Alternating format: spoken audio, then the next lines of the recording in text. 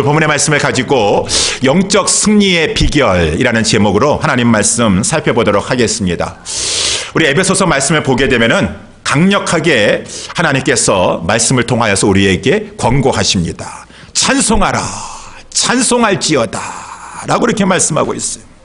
성경은 하나님은 우리에게 찬송하라. 왜 찬송하라?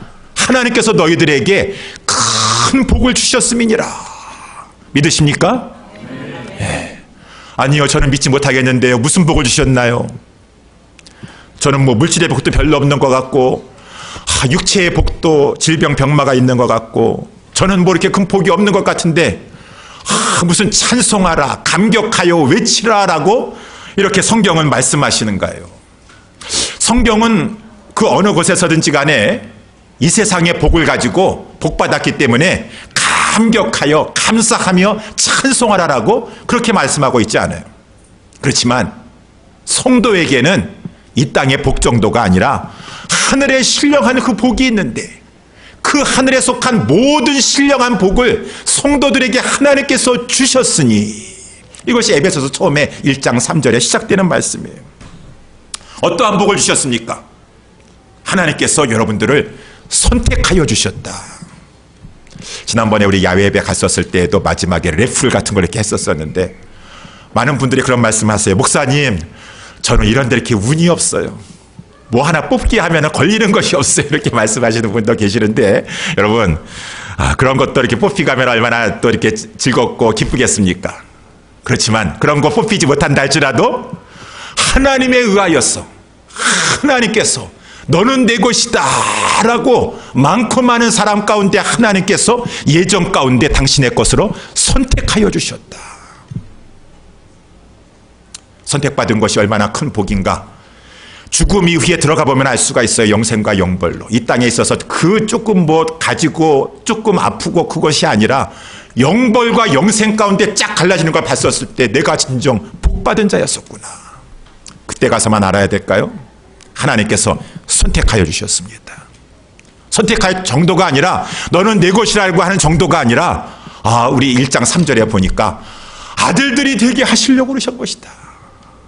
백성, 그저 성도 차원이 아니라 하나님의 아들들이 되게 해주셨다고 하니, 아들들은 상속자인 것입니다. 하늘의 그 영광스러운 기업을 상속하는 아들들에게 해주시는 그 축복을 하나님께서 성도들에게 주셨느니라. 그렇기 때문에 찬송할지어다 라고 이렇게 말씀해주고 있어요.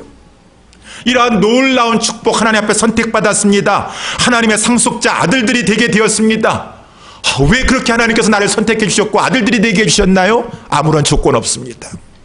하나님의 일방적인 은혜다. 에베소서 2장에서 말씀해 주고 있죠. 우리가 무슨 공로가 있습니까? 우리는 죄와 허물로 죽었던 자들이었습니다. 이 세상에 풍습을 줬고 공중 권세 잡은, 잠시 잠깐 공중 권세 잡은 마귀에게 종노릇하는 자들이었었고, 그저 육체의 욕심을 따라 살면서 하나님 섬기려고 먼저 하지 않았습니다. 그런데 모든 것은 다 하나님의 은혜라라. 우리도 다른 세상 사람들과 똑같은 하나님의 진노를 받아서 멸망할, 죄 가운데 멸망할 진노의 자녀이었었는데, 하나님의 긍휼에 풍성하신 그 은혜를 인하여, 은혜라는 것이 무엇입니까? 자격 없는데 하나님께서 아무런 조건 없이 거저 주신 바 된 하나님의 선물이다, 호의다 라고 하는 것이 은혜 아니겠어요? 하나님께서 우리에게 은혜를 베풀어 주셨어요. 어떠한 은혜를 베풀어 주셨습니까? 구체적으로 그리스도와 함께 살리셨도다. 우리 십자가에서 죽으신 예수 그리스도를 하나님께서 성령으로 살리신 것과 같이 죄와 허물로 죽었던 우리를 성령으로 중생케 하여 주시옵시고 일으켜 주시고 그리스도와 함께 하늘에 앉혀주셨도다. 예배소서에 말씀해 주고 있어요. 우리 주님은 부활 승천하셔서 지금 하나님 보좌 우편에 앉아 계시는데, 그 그리스도는 우리의 머리가 되어주시는데, 그 머리가 하늘 우편에 앉아 계시니 몸된 성도들은 이 땅에 살고 있다 할지라도 하늘에 속한 자들인 것이요, 하나님과 함께, 그리스도와 함께 이 하나님 나라 안에 들어와서 주님과 함께 살고 있는 참으로 복된 자들인 것이니라. 그렇기 때문에 성도들은 하나님 앞에 이 사실을 믿음으로 알고 찬송해야 된다. 찬송해야 된다. 여러분 찬송하세요. 우리 매 주일마다 나와서 찬송하는 이 시간을 귀하게 여기세요. 예배 늦게 오셔가지고 말씀, 이렇게 어떤 분들은 말씀 듣는 것만 예배라고 생각하시는 분이 절대로 그렇지 않습니다. 하나님 앞에 그 구원의 감격 속에서 찬양을 한다 할지라도 전심으로 찬양하려고 하고, 오늘도 우리 오후에 다민족들과 함께 다 모여서 하나님이 이렇게 우리를 구원하여 주셨습니다. 각 나라와 족속과 백성과 방언에서 구원함을 받은 자들이 흰옷을 입고 예수 그리스도의 보혈로 깨끗하게 씻음 받아서 구원의 감격 속에서 찬양하는 것 같이 찬양하고, 이렇게 우리 하나님은 에베소서의 처음서부터 감사 찬송할지어다, 하나님을 찬양하도록 하라 라고 하니, 우리는 그 하나님 앞에 구원의 은혜를 알고 찬양하기를 원하는데, 찬양은 어떻게 합니까? 찬양은 마음을 담아서 입술로 하는 것이 찬송인 것이요, 두 번째는 또한 삶을 통하여 하나님을 찬송하는 삶을 사는 것이라는 것입니다. 아까 우리 찬양할 때 내가 원하는 진정 한 가지, 주님의 기쁨 되길 원하네. 주님의 기쁨 되는 그러한 삶을 살게 되기를 원하는 것이에요. 어디에서? 교회에서. 어디에서? 가정에서. 어디에서? 세상 가운데 나아가서도 주님의 기쁨이 되기를 원합니다. 그러한 삶을 살게 되는 것이, 그것이 에베소서에 말씀해 주고 있어요. 에베소서에서 특별히 보니까 이 교회에서 성도들은 하나님께서 너희들 어떻게 해주셨는가 쭉 말씀해 주셔서, 에베소서 2장에 그 유대인과 그 이방이라 할지라도 중간에 막힌 담을 헐어주셔서 예수 그리스도 말미암아 하나가 되게 해주셨으니, 교회가 하나가 되게 해주셨으니 둘이 하나가 되어서 하나님 앞에 나아갈지어다. 에베소 4장에도 보니까 성도들은 모든 겸손과 온유로 하고 오래 참음으로 사랑 가운데 서로 용납하면서 평안에 매는 줄로 하나가 되게 하신 것을, 성령으로 하나가 되게 하신 것을 힘써 지키면서, 왜? 몸이 하나요, 성령이 하나요, 아버지가 하나요, 하나님이 하나요, 주도 하나요, 믿음도 하나요. 교회 모든 성도들이 하나가 되어서 하나님 앞에 기쁨으로 나와서 서로 사랑하면서 겸손과 온유로 사랑하고, 이것이 바로 하나님을 기쁘시게 하는 것이라고 하는 것입니다. 그래서 우리 5장에도 보게 되면은, 여러분 사랑을 입은 자녀같이 성도들은 사랑해야 될 것인데, 성령 충만 받은 교회와 성도들은 어떻게 사랑합니까? 우리 말씀해 보니까 5장 19절에 성령 충만 받았어. 성령 충만 받은 사람들은 성도들끼리 화답할 줄 안다라고 하는 것이, 시와 찬미와 신령한 노래들로 서로 화답하며, 아니 나는 성령 충만하다고 하면서도 나는 저 사람하고는 절대로 이제 말 안 할 겁니다. 나는 저 사람하고는 악수 안 할 것이에요. 찬바람 쌩쌩 납니다. 그런데 기도 많이 하고 하고 있어요? 성령 충만 안 한 거 아니에요. 성령 충만하면은 성도들끼리 시와 찬미와 신령한 노래들로 서로 화답한다. 서로 화답한다. 성도들끼리 서로 교통하고 서로 이렇게 인사하고 한 마음이 되는 것이고, 그러면서 어떻게 하는 겁니까? 하나님 앞에 한 마음으로 주께 찬송하며 노래하고 예배한다라는 것이죠.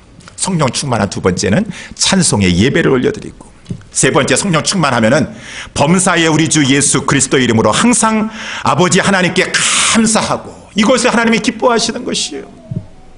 나의 자녀들이, 나의 아들 된 자들이 이렇게 서로 화답하면서 하나가 되어서 하나님 앞에 찬송하고 예배하면서 범사의 모든 일 가운데서도 항상 하나님을 감사하고, 네 번째 성령 충만한 표지, 그리스도를 경외함으로 피차 복종하려고 하고, 나는 순종하려고 하고 복종하려고 하고, 위에 사람이나 아래 사람이나 서로 존중히 여기면서 복종하려고 하고, 이것이 교회 안에서 이루어졌을 때 내가 진정 원하는 한 가지, 주님의 기쁨 되기를 원하네.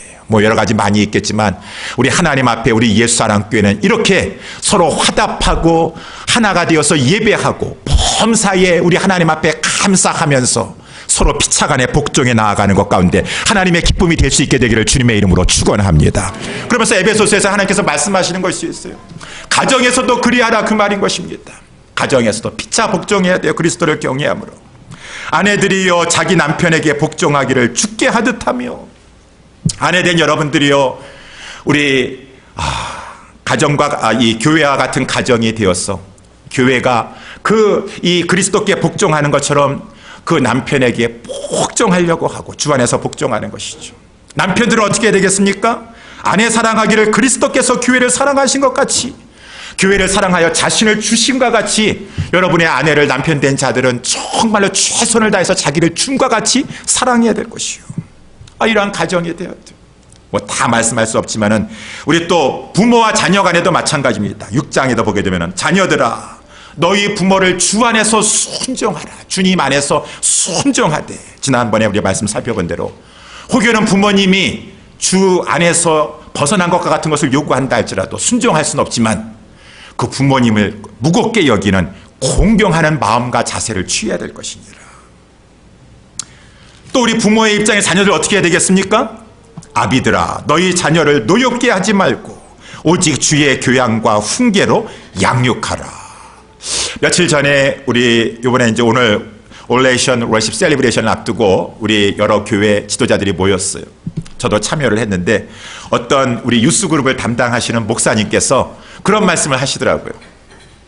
우리 교회 유스 그룹 우리 자녀들을 보니까 아버지가 셋이래요. 아버지가 셋.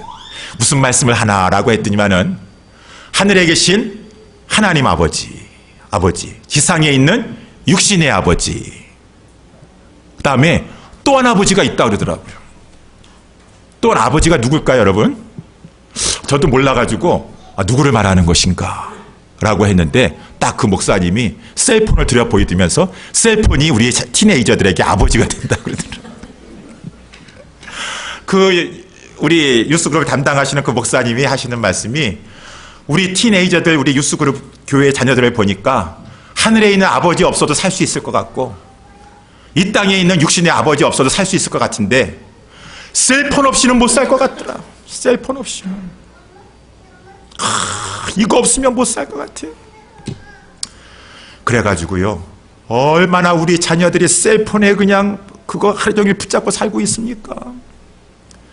그래서 얼마 전에 제가 아는 그래서 우리 집사님이신가요? 그분 통해서 그분이 아시는 분을 얘기를 들었었는데 하도 얘가 셀폰만 게임만 하면서 그렇게 막 지내니까 부모님이 너무 막 화가 나가지고 그 셀폰을 뺏어버렸어요.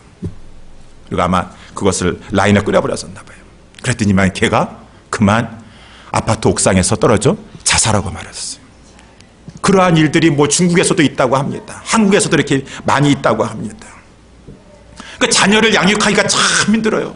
부모님이 너무 그냥 막 참다 못해가지고 혈기로 울분으로 우리 자녀에게 할 수 없이 막 그것을 강행하게 되었는데 그것이 자녀를 노엽게 함으로 말미암아 자녀가 극한 데 감으로 어떻게 해야 될 것인가?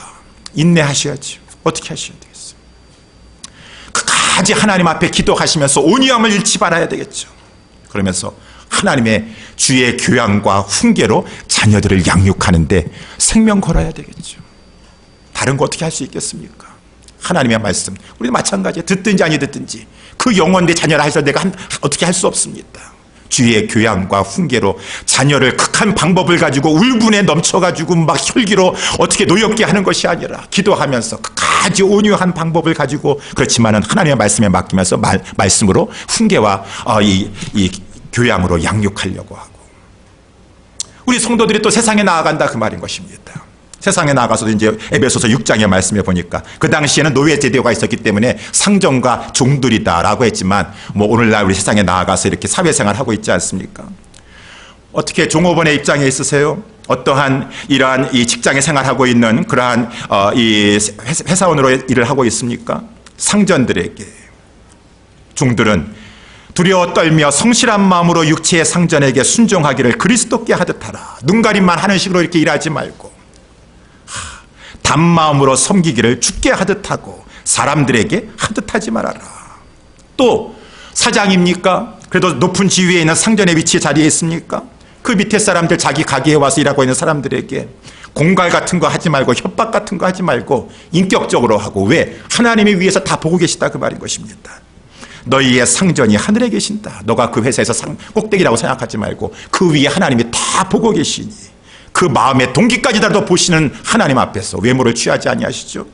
그 자기의 밑에서 지금 일을 하고 있는 자라 할지라도 인격적으로 대하면서 뭐 공갈 협박하고 막 그렇게 하지 말고 착취하려고 하지 말고. 며칠 전에 우리 신문에도 나지 않았습니까? 여러분 우리 정말 그리스도인들이 세상에 나아가서도 기업을 잘 운영을 하는데 여러분 뭐 칙필레 우리 아시는 분들 아실 거예요. 이번에 신문에 또 나왔어요. 보신 분들 계셨을 것입니다. 하나님의 영광을 위해서 일한다. 모토를 가지고 하나님의 영광을 위해서 기업을 경영한다. 왜 경영합니까? 하나님의 영광을 위해서. 그래서 가장 어떻게 보면 주일날 매출이 많을 수가 있는데 주일날은 영업하지 않겠다. 매출이 많은 것이 목적이 아니기 때문에요. 내가 뭐 많이 벌고 그것이 나의 목적이 아니라 하나님의 영광이 목적이기 때문에. 그래서 그 신문에 보니까 직원이 8만 명이고 연매출액이 한국 돈으로 이제 12조 원인데 뭐 그것도 중요하지만 이 단어가 딱 눈에 들어오더라고요. 거기 The American Customer Satisfaction Index라고 하는 이 고객 지향 서비스 미국 우리 소비자 만족 지수 협회에서 그 미국의 기업들을 두고서는 가장 소비자들을 만족해 하는 그 기업 중에서 2016년, 2017년 계속해가지고 이 칙필레가 여러분 아마 가셔보셔가지고 느끼신 분들도 계셨을 것이에요. 서비스가 좋다 그 말입니다. 직원들이 참으로 친절하고 분위기도 쾌적하고 깨끗하고 그래가지고 참으로 이렇게 많은 사람들 앞에 좋다라고 인정을 받는데 왜 그렇습니까? 저는 오늘 본문의 말씀에 대입을 해가지고 그 상업주서부터 해가지고 그 직원들이 하나님 섬기는 마음을 가지고 세상에 나가서 섬긴다 그 말입니다. 사람에게 하듯 하지 아니하고 최대한대로 주님 앞에 죽게 하듯 하고 있고 그 영업주의 입장에서는 그저 어떻게 해서든지 간에 내가 많이 착취해가지고 나에 맞는 이득을 취하려고 하는 것이 아니라 거기 직원들에게 대우를 잘해준다 그래요. 이러한 것들을 통하여서 크리스찬 기업으로서의 본을 보이고 있는데 우리 성도들이 그러한 사람들 아니겠습니까? 세상에 나가서 일을 한다 할지라도 하나님의 영광을 위하여서 내가 해야 될 것은 하고 내가 아무리 많은 유익을 준다 할지라도 하나님 앞에서 딱 정할 것은 정하면서 그렇게 해가지고 이렇게 하나님 앞에 그것이 바로 우리의 삶 속에 나 주님의 기쁨 되기를 원하네. 나 주님의 기쁨 되기를 원하네. 이렇게 우리는 교회에서 우리의 이 가정에서 서로 사랑하면서 서로 정말 죽게 하듯 하면서 순종하면서 복종하면서 사랑해주면서 아껴주면서 세상에 나아가든 어디를 나가든 이렇게 살면서 하나님의 기쁨이 되기를 원하는데 하나님의 기쁨이 되기를 원하는 것을 가장 싫어하는 자가 있으니 마귀라고 하는 것이에요. 그것이 이제 오늘 본문의 말씀의 내용이에요. 그래서 쭉 여러 관계에 대한 그러한 우리가 이렇게 살라라고 하는 것을 말씀해 주면서 에베소서는 이 마귀를 조심하라 라고 하는 것이 오늘 본문의 말씀의 내용이 아니겠습니까? 이 마귀는 관계를 깨트리는 것이요. 교회 내에서 우리 성도들 간에 서로 사랑하고 하나가 되어서 서로 겸손과 온유로 서로 이렇게 하나가 돼야 되는데도 불구하고 이상하게 오해하게 만들고 불신하게 만들고 의심하게 만들고 그래서 하나 되지 못하여서 분열하게 만들어버리는 가정에서 뭐 때문에 결별하시려고 하시는 것이에요? 나중에 보니까 제3자의 입장에서는 그건 얼마든지 극복할 수 있을 것 같은데 본인들은 심각해요. 뒤에서 마귀가 배 위에서 역사합니다. 세상에 나아가서도 주님의 뜻대로 이렇게 섬기면서 하고 싶지만은 마귀가 그렇게 하면서 하나님께 영광을 돌려주지 못하도록 탐욕에 사로잡혀가지고 하나님의 영광을 위해서 살게 하기보다는 자기의 욕심을 추구하면서 살게 만들어버리고 자꾸 마귀는 하나님의 기쁨이 되지 못하도록 성도를 방해하고 회방한다라고 하는 것입니다. 이러한 공격은 끊임없이 계속되는데 우리 성도들은 교회와 가정과 세상에 살아가는 동안에 어떻게 하면 이 마귀의 공격 가운데 영적으로 승리할 수가 있을 것인가? 에베소서 마지막에 우리에게 말씀을 해주고 있으니 영적 승리의 비결 우리 간단하게 이 두 가지 점을 가지고 이 시간에 살펴보기를 원합니다. 첫 번째는 우리 하나님께서 말씀하신 대로 배후에서 마귀가 역사한다는 것을 파악해야 된다 라고 적을 파악하라라고 하는 것이 오늘 본문의 말씀의 내용인 것입니다. 그래서 우리 특별히 12절 말씀에 보게 되면은 우리의 씨름은 혈과 육에 대한 것이 아니요 정사와 권세와 이 어둠의 세상의 주관자들과 이 마귀와 그의 세력이 얼마나 강력한 것인가를 보여주고 있는 것이죠. 하늘에 있는 악한 영들에게 대함이라 라고 이렇게 우리의 씨름은 혈과 육에 대한 씨름이 아니요. 근데 우리는 많은 경우에 집사님이 나한테 어떻게 이럴 수가 있어요? 장로님이 우리 구역장님이 우리 목사님이 어떻게 그럴 수가 있어? 나한테 어떻게 그럴 수가 있어? 라고 하면서 자꾸 사람을 가지고 상대하려고 그래요. 사람을 가지고. 그래서 오해하게 만들고 불신하게 만들고 의심하게 만들고 결국은 돌아서게 만들고 마귀가 뒤에서 자꾸 교회를 흔들어댑니다. 어찌 당신이 그럴 수가 있어? 내 남편인데 당신이 어떻게 내 사람인데 그럴 수가 있어? 아내를 가지고 자꾸 흔들어댑니다. 회사에 가서도 그렇게 하게, 세상에 가서도 이렇게 만들어버려요. 그때 하나님의 성도라면은 영적인 분별력을 가지고, 지금 마귀가 공격하고 있구나, 마귀가 방해하고 있구나 해야지, 지금 혈과 육을 가지고 사람에게 상대하려고 하면 안 되는 것이요, 내가 지금 집사님하고 구역장님하고 싸우려고 하면 안 되는 것이죠. 그것을 말씀해 주고 있는데, 마귀가 여러분 사람을 이간질시키고 하나 되지 못하게 하는데 아주 대가입니다. 명수입니다. 우리 잘 알다시피 창세기 3장에도 보게 되면 그때서부터 시작되지 않았어요? 마귀가 이미 존재하고 있어가지고 그 뱀이 강교한 짐승이었었는데 그를 딱 사로잡았습니다. 그래가지고 아담과 하와가 하나님의 기쁨이 되지 못하도록 아담과 하와에게 찾아가서 하는 얘기입니다.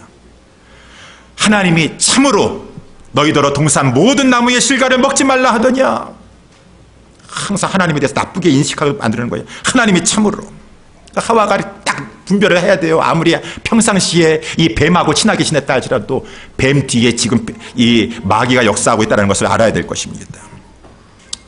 그랬더니만 이 하와가 그것을 알아채지 못하고 나서, 아니야, 하나님께서 동산 모든 나무의 실과는 다 먹어도 주는데 동산 중앙에 있는 선악을 알게 하는 실과는 먹지 말라 그랬어. 그것을 먹으면 죽을까 하노라 라고 했어. 근데 뱀이 하는 말입니다. 너희가 결코 죽지 아니하리라.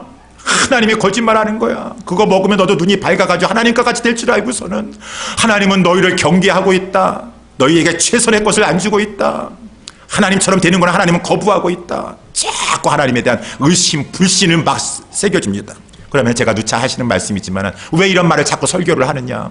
딱 깨달아 알아야 돼요. 분별력을 가지고. 아무리 하와가 뱀하고 많은 동물 중에서, 피조물 중에서 뱀하고 친하게 지냈다 할지라도 그것은 하나님과 나 사이를 지금 갈라놓으려고 하는 것이에요. 딱 깨달아서, 뱀아, 너 왜 나한테 찾아와가지고 그런 말을 하니? 너 자꾸 왜 하나님 걸고 넘어지는 것이야? 라고 하면서 그 자리에 그것을 차단시키면서 뱀이 하는 줄 알고, 예수님도 마찬가지 아니셨습니까? 아무리 베드로고 수제자라 할지라도 그 순간만큼은 지금 하나님의 일을 방해하려고 하는 그 마귀의 관계예요. 사단아, 너는 내 뒤로 물러날지어다. 너가 하나님의 일을 생각하지 아니하고 사람의 일을 생각하는도다. 베드로 혈육과 싸운 것이 아니라 그 뒤에서 역사하는 마귀를 상대할 줄 알았다는 것입니다. 그래서 우리는 이러한 것 가운데 왜 이렇게 교회 안에서도 두 사람이 그렇게 친하게 지내다가 왜 결별합니까? 왜 소원해집니까? 왜 그렇게 시험에 들어가지고 그렇게 하고 있습니까? 그거를 상대방 탓이라고만 생각하고 있어요. 그 사람이 나한테 어떻게 이럴 수가 있어요? 그래서 나는 이제부터 이렇게 할 것입니다. 마귀는 뒤에서 박수치고 있습니다. 그래, 그렇게 열받아가지고 이제 일도 하지 말고 그냥 가만히 있고 소원해지고 그래가지고 마음 들떠가지고 그렇게 그만 있어라. 마귀가 좋아가지고 마귀 이끄는 대로 가고 있어요. 딱 그 순간에 알고서는 지금 자꾸 상황에서 배후에서 마귀가 이렇게 역사하면서 우리를 흔들어 놓고 있는 것이구나. 그것을 분별할 줄 알아야 된다. 영적인 승리를 하려면은 이것이 첫 번째인 것이. 그러면서 이제 두 번째 오늘 본문에서 말씀해 주고 있는 것은 그러한 상황 가운데 요동치지 말고 마귀가 하는 줄 알고 굳게 서 있어야 될 것이니라. 굳게 서는 것이 마귀를 대적하는 것이요. 싸움은 주님께서 싸워 주실 것입니다. 그래서 여러분이 오늘 본문에 보면은 굳게 서라라고 하는 말이, 스탠드라고 하는 말이 4번이나 등장해요. 우리 한국말에는 그것이 이제 정한데 영어로 보니까 11절에도 보니까 11절에 우리 서라라고 하는 말은 없지만 영어 성경이니까 You can take your stand against the devil 이렇게 되어 있습니다. 마귀를 대적하여서 stand 하고 있어라. stand against. 굳건하게 서는 것이에요. 여기 오늘 보면 13절에도 보니까 2번씩이나 굳건하게 서라. 너희가 능히 서서 대적하고, 영어 성경에 보니까 스탠드 해야 될 것이고, 이를 행한 후에도 굳건하게 서기 위해서라고.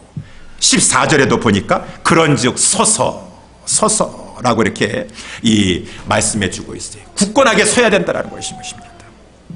여러분, 자꾸 이 굳건하게 서야 되는데 이 어려운 문제가 닥치면은 막 흔들려 요동친다라는 것입니다. 그래서 우리 또 이렇게 신방을 갑니다. 신방을 가서 집사님, 권사님, 장로님 흔들리시면 안 돼. 흔들리시면 안 되고 이럴 때일수록 더욱더 자리를 지키시면서 굳건하게 쓰셔야 돼요. 제가 고린도전서 15장 58절 그런 말씀 신방 가서 흔들리는 성도들에게 말씀하십니다. 이럴 때일수록 자꾸 하나님 바라보시면서 그러므로 내 사랑하는 형제들아 경고하며 흔들리지 말고 이럴 때일수록 상황 때문에 환경 때 탓하지 마시고 항상 주의 일에 더욱 힘쓰세요. 그러면 싸움은 주님께 속한 것이니 주님이 싸워 주실 것입니다. 그런데 많은 경우에 아무리 믿음 있다 할지라도 뭐 장로고 권사고 안수집사고 뭐 한다 할지라도 아니에요. 목사님 말씀은 맞는지 모르겠지만 상황이 이랬어요. 아니에요. 우리 아내가요. 저는 그렇게 하려고 하는데 우리 아내가 그렇게 하면은 자기 교회 떠나겠다 그런대요. 그냥 어떻게 교회 떠나는 것보다는 그래도 일 안 하고 가만히 있는 게 더 낫지 않겠어요, 목사님? 아니에요. 우리 애들이 말립니다. 애들이 그렇게 하지 말라. 다 따지고 보면은 하나님 말씀보다도 다 아이들이 위에 있어. 하나님 말씀보다 내 남편과 내 아내의 말이 더 위에요, 솔직히. 주의 종이 가서 하나님 말씀으로 권면하는데도 불구하고 그럴 때일수록 더 굳건하게 서서 굳건하게 서서 흔들리지 말고 그 싸움을 싸워주시는 분을 건져주시는 분은 사람의 힘으로 되지 않냐고 하나님이 싸워주셔야 되는 것이니까. 그래서 오늘 본문의 말씀이 그 내용이에요. 굳건하게 서려고 하도록 하라. 그래서 이 성경에 보니까 제가 어저께도 말씀을 준비하면서 그 정말 그 하이에나와 같이 막 달겨드는 많은 적들 가운데서도 요동치지 않냐고 굳건하게 섰던 그 인물 누가 있을까라고 생각해 봤는데 여러분 누가 생각나십니까? 다니엘이 생각이 나더라고요. 다니엘이. 세상 한복판에 그 바벨론 도에 가서도 바벨론 도에서 끝나고 이제 메대 나라가 생기고 또 나중에 또 이렇게 뭐 페르시아가 생겼지만은 바벨론 도에 정권이 바뀌든 하든지 간에 굳건하게 서서 변함없이 하나님 앞에 스탠드펌 했던 그런 인물이 있었으니 다니엘이 있었다라고 하는 것입니다. 다니엘서 특별히 6장에 보니까 이 메대 때 다리오 왕이 그 온 제국을 다 통치하다 보니까 아마 총리가 한 명이 아니라 3명이 필요했던 것 같아요. 총리 셋을 두었어요. 총리 셋을 두니까 얼마나 또 이 경쟁이 치열하겠습니까? 정쟁에 막 서로 모함하고 막 그러는 것이 이제 막 심했겠죠. 그러는 것 가운데 이 다른 총리들이 다니엘을 당해낼 수가 없는 것이에요. 하나님이 주시는 지혜와 명철을 가지고 그 모든 것을 국사를 잘 감당하니까. 그래서 그 나머지 총리들과 방백들이 다니엘을 무려뜨리는 방법은 이것밖에 없을 것이다. 왕 앞에 다리오 왕 앞에 가가지고 왕이요 30일 동안 누구든지 왕 이외에 다른 신이라든가 다른 사람에게 아무것도 구하지 못하게 하소서. 만약에 구하면은 사자굴에 들어가게 하소서. 다니엘을 타겟으로 삼은 것이죠. 왕은 아무것도 모르고 어쨌든 간에 그들의 말을 듣고 나서 그만 조소에다가 어인을 찍고 말았습니다.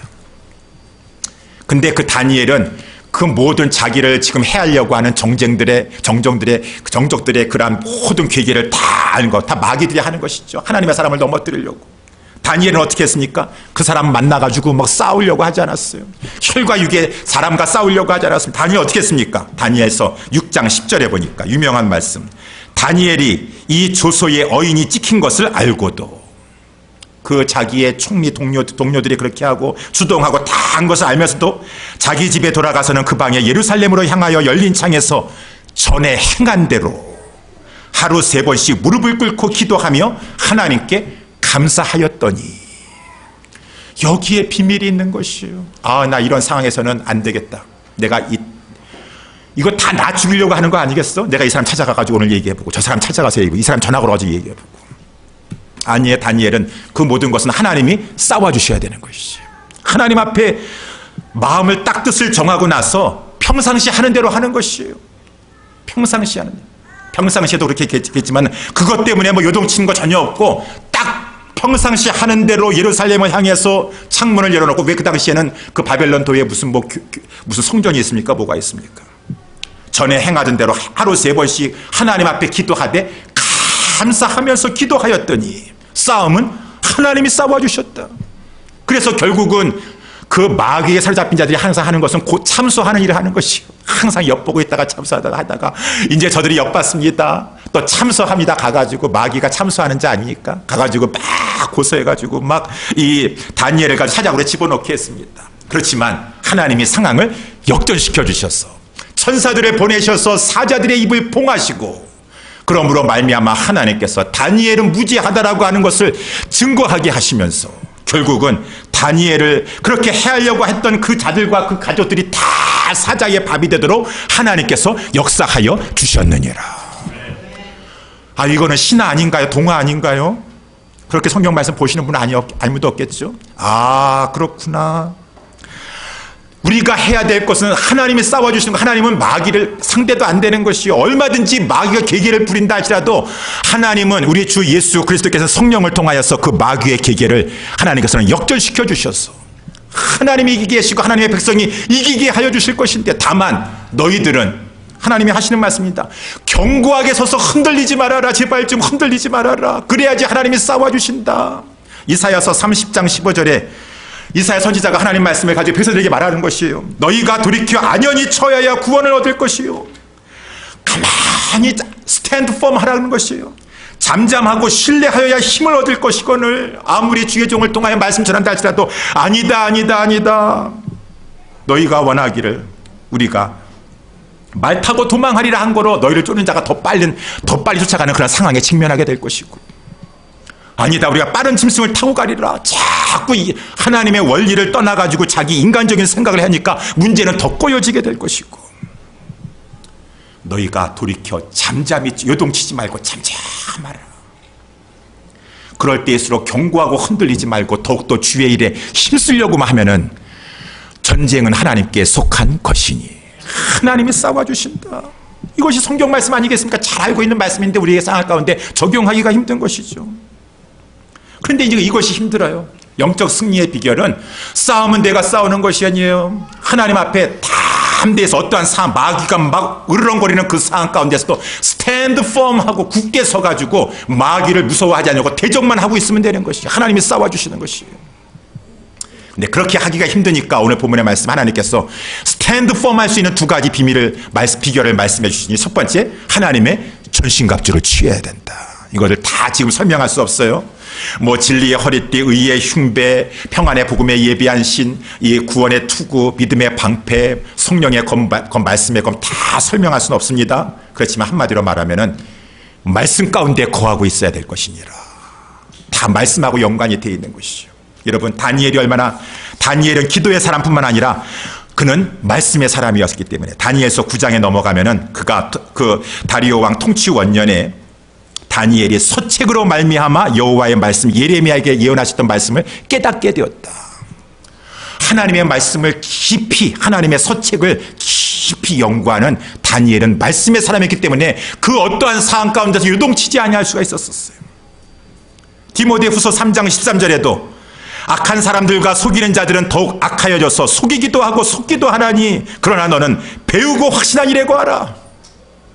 배우고 확신한 일. 네가 네게서 배운 것을 알며 또 내가 어려서부터 성경을 알았나니 성경은 능히 너희를 하여금 그리스도 예수 안에 믿음으로 말미암아 구원에 이르는 지혜가 있게 하느니라. 이는 하나님의 사람으로 온전케 하며 모든 선한 일을 하기에 온전케 하리 함이니. 그래서 여러분, 굳게 서야 되는데 왜 굳게 서지 못합니까? 왜 주의 일 한다고 하면서 또 시험 들고 자꾸 흔들리고 요동치게 합니까? 말씀으로 서 있지 못하기 때문에 그랬어요. 굳게 서야지 이기는 것인데 하나님의 말씀을 가까이 하고 말씀을 붙잡고 말씀을 배우려고 확신한 일에 거하려고 하면은 나는 굳건하게 서서 하나님이 우리를 대신해서 싸워 주신다라고 하는 것입니다.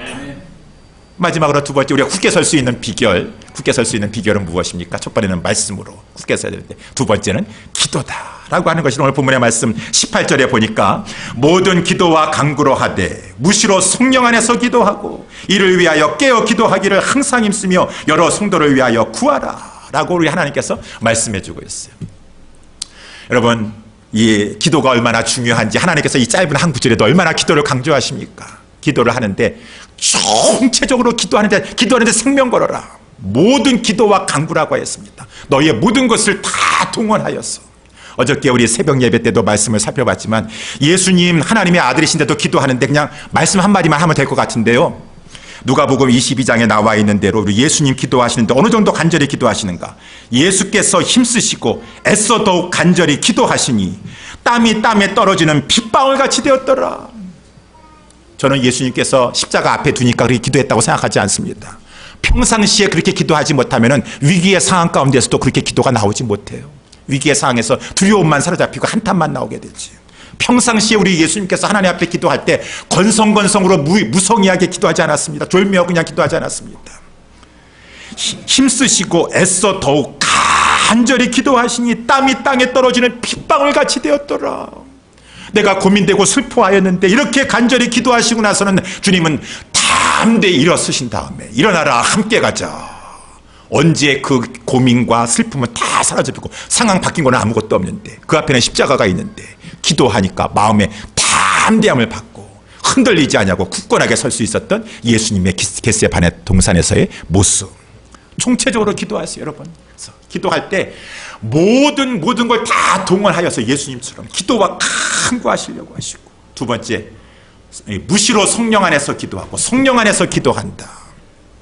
성령 안에서 기도하는 게 어떤 게 기도하는 걸까요? 성령 안에서 기도하는 거. 제가 여러분들에게 지난번에도 한번 말씀드렸는지 모르겠는데, 우리 제자훈련 반할 때 옥하는 목사님 제자훈련원에서 우리 참고 서적으로 읽어야 될 필도 서적이 있어요. 그 가운데 기도의 사람 하이드, 제가 이렇게 구입한 그거 읽어야 되는 건데, 우리 성도님들이 제자훈련 받는데 너무 힘들어 하시니까 제가 그것까지 읽어오라고 숙제를 내주지 못해가지고 읽지 못하셨는데, 기도의 사람 하이드, 여기 일리노이스의 카타지 대학을 졸업하고 매코미 신학교에서 젊은 청년입니다. 이렇게 이 신학까지 공부한 다음에 곧바로 그 당시에 인도 선교사로 갔어요. 젊음을 바쳤죠. 근데 이 선교사님은 기도의 중요성을 아는 선교사님이에요. 그래서 다른 선교사님들은 선교지에 가면은 뭐 사람 새길랴 막 일부터 하려고 그러는데, 이 하이드 선교사님은 기도만 하고 있는 것이에요. 그래가지고 주변 선교사님들이 오히려 오해를 했어요. 아니, 이 선교사님은 선교지에 지금 선교하러 온 거야, 기도하러 온 거야 라고 할 정도로 계속 몇 년 동안은 기도만 하셨어요. 근데 강력한 선교의 역사를 하나님께서 그를 통해서 베풀어 주셨어요. 그래서 이제 이 선교사님이 얼마나 기도를 하는데 여러 가지 갈등과 문제 속에서 그 책자에 쭉 나오고 있습니다. 뭐 문제가 생기면 사람들은 회의부터 하려고 그래요. 문제 풀어 토론부터 하려고 그래요. 그런데 이 선교사님은 그러지 마시고 우리 기도합시다. 간절히 기도하고 나면은 성령님께서 그 사람들의 마음을 움직여 주셔가지고 그 모든 것이 뭐 회의한다고 토론한다고 해결되는 것이 아니라 기도를 통해서 이렇게 역사하시는 것을 많이 체험하게 되었어. 근데 한 이제 일이 있었어요. 근데 제가 성령 안에서 기도하는 것에 대한 예를 말씀해 주시는 것입니다. 이 하이드 선교사님이 동역자, 우리 아마 선교사님 중에 한 분이 계셨었는데, 좀 이 선교사님이 좀 이렇게 아주 염려할 만한 그런 선교사님이다 이렇게 표현했어요. 아주 표현을 그렇게 했습니다. 그만큼 좀 아나무인격이라고 할까요? 좀 하여튼 교만하고 자기만 생각하고 하는 그런 영적인 상태의 선교사님이었던 것 같아요. 다른 사람들이 막 힘들게 합니다. 그러니까 이 하이드 선교사님도 많이 힘들어서 하나님 앞에 이 선교사님을 놓고 기도하려고 그랬어요. 기도하면서 이렇게 했다고 합니다. 오 하나님, 그 형제가 얼마나 냉랭한지 아시나이다 라고 입을 열어서 딱 말을 하려고 하는데, 갑자기 자기 그 선교사님의 입술에, 하이드 선교사님의 입술에 뭔가 딱 손을 막으시더래요. 그때 순간적으로 성령님이 지금 내 입술을 막으시는구나, 나를 책망하시는구나 라고 이렇게 깨닫게 되었다는 것입니다. 그러면서 회개했대요. 하나님, 내가 무엇이 간데 이 마음 가지고 기도할 수 있겠습니까? 남을 판단하고 정죄하고. 그러면서 기도하려고 하는데 회개부터 간절히 하니까 그때 하나님께서 빌립보서 4장 8절 말씀을 주셨대요. 빌립보서 4장 8절 중에 이런 말씀이 있습니다. 무엇이든지 사랑할 만하며 무엇이든지 칭찬할 만하며 무슨 덕이 있든지 무슨 기림이 있든지 너는 이것들을 생각하라. 그 말씀을 선교사님은 받아들였어요. 순종했어요. 하나님, 제가 그 형제 그렇게 아나무인격이고 그 형제 냉랭하고 차갑기가 그지없고 그것만 생각한 것이 아니라 그의 하나님께 사랑할 만하며 칭찬할 만하며 그것을 생각하라. 너는 이것들을 생각하라 라고 하는 말씀인 줄 알고 그 말씀을 가지고 그 형제의 좋은 점을 생각했대요. 그래도 그 형제가 선교사로 온다고 자기의 모든 것을 내버리고 헌신하고 여기 와서도 얼마나 수고하고 땀 흘리고 헌신하였던가.